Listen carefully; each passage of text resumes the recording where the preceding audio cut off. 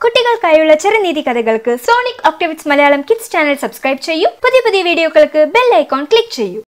ഞാനിപ്പോൾ പറയാൻ പോകുന്ന കഥ വികൃതിയായ തുന്നൽക്കാരനും ആനയും. ഒരു ഗ്രാമമുണ്ടായിരുന്നു. അവിടെ ഒരു തുന്നൽക്കാരൻ ജീവിക്കുകയായിരുന്നു. തുണികളൊക്കെ തുന്നുന്നതാണ് അവന്റെ ജോലി.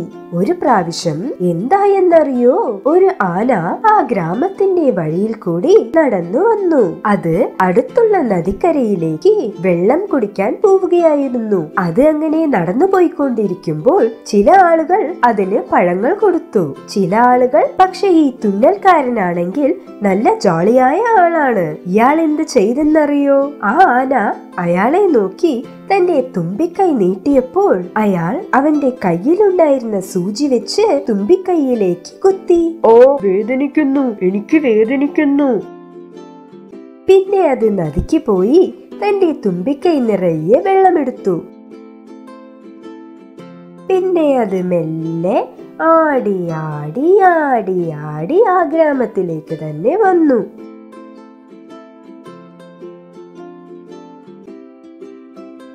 അവിടെ ആ തുന്നൽക്കാരന്റെ വാതിക്കൽ വന്ന് നിന്നു. അവിടെ ആ തുന്നൽക്കാരനെ നോക്കി തന്റെ തുമ്പിക്കൈ നീട്ടി അത് എടുത്തുകൊണ്ടുവന്ന എല്ലാ അഴുക്കുവെള്ളമും അയാളുടെ തലയിൽ ഒഴിച്ചു.